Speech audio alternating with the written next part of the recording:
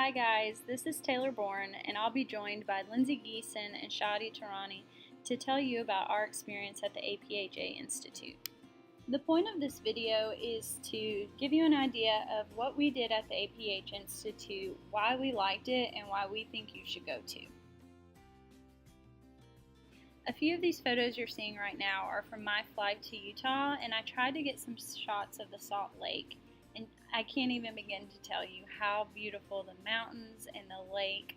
It was just honestly one of the best flights I've ever had coming in.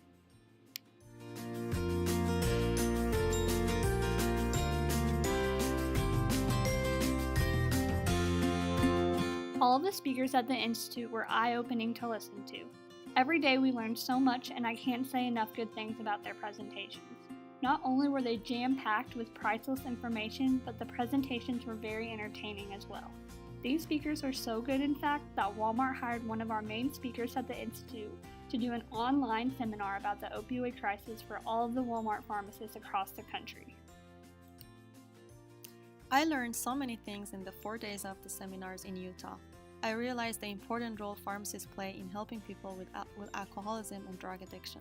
We as pharmacists can save so many people's lives because we are the drug experts, and also we have more interactions with patients than other healthcare providers. The most powerful knowledge I learned was realizing that addiction is a chronic disease, and addicts are addicts to pain, not pleasure.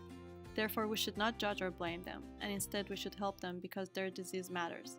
Addicts use their choice of substance to forget their pain. The pain can be anything, such as body pain, stress, depression, and anxiety.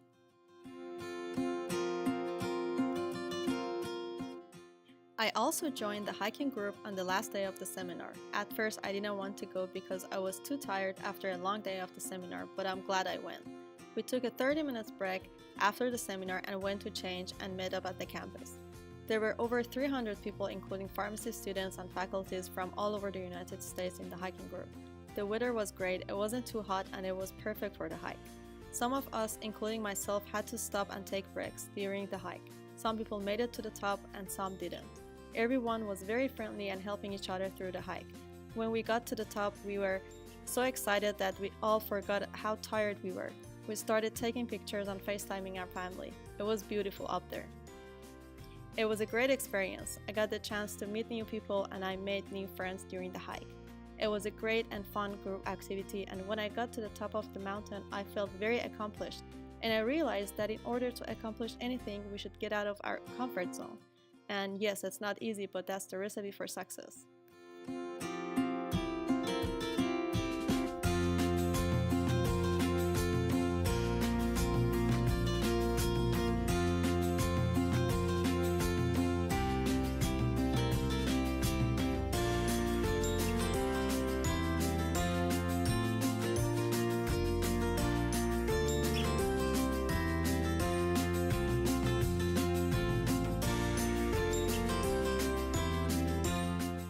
Each day we were able to attend AA, NA, and Al-Anon meetings. These were really emotional for all of us, and I enjoyed being able to see that side of addiction. After our last meeting, the Institute provided therapy dogs to bring a little happy back into our day. This may have been one of my favorite events. I really think that this interaction was a stress reliever, so maybe try to find a puppy during finals this year. It's totally worth it. If going on a hike does not sound like a fun adventure to you, the Institute does offer another option of visiting the Red Butte Gardens.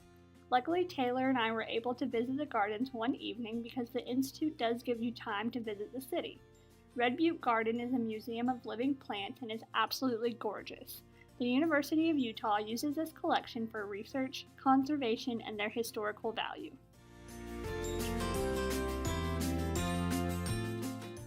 While we were visiting, they had Lego displays throughout the gardens.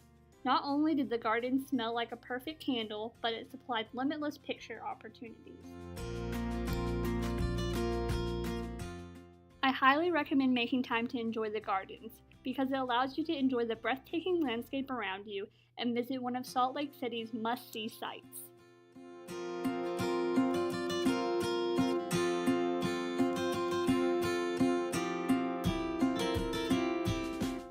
I cannot say enough good things about Salt Lake City. It was a beautiful city surrounded by mountains with lots of things to do. One day after the seminar, we went to visit the Salt Lake Temple. Salt Lake is the epicenter of Mormon historical sites.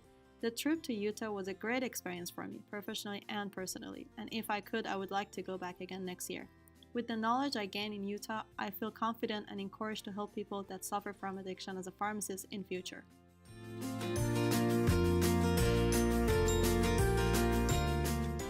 One of the best things about Salt Lake City is all the wonderful food there is to eat. Before we left Salt Lake, we ate at the Red Iguana, which is a Mexican restaurant that has been featured on Food Network. This is a have to if you're ever in Salt Lake. I still think about their tamales.